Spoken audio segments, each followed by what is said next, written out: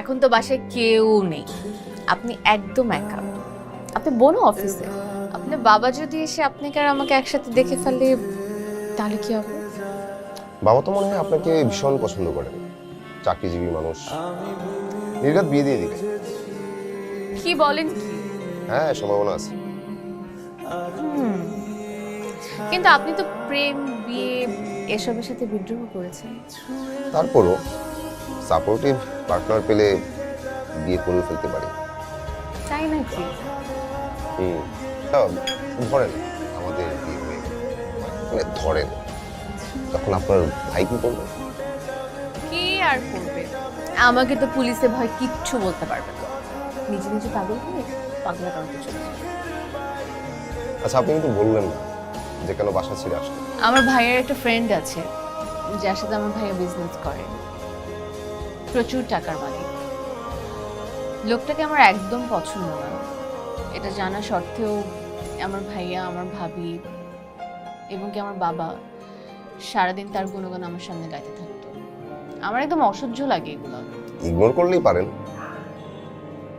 ওনাকে তো ইগনোর করতেই পারি, ফ্যামিলিকে কিভাবে ইগনোর করবো বলেন?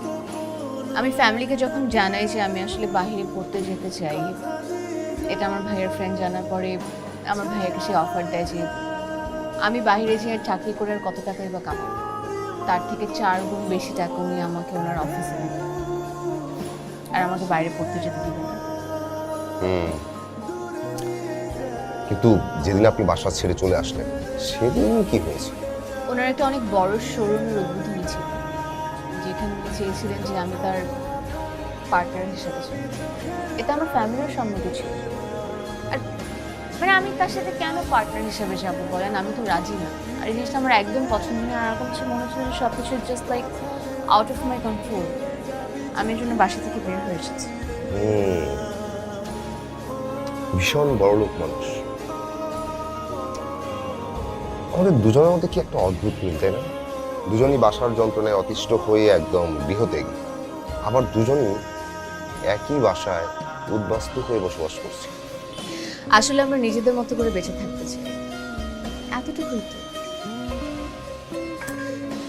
চা ঠান্ডা হবে।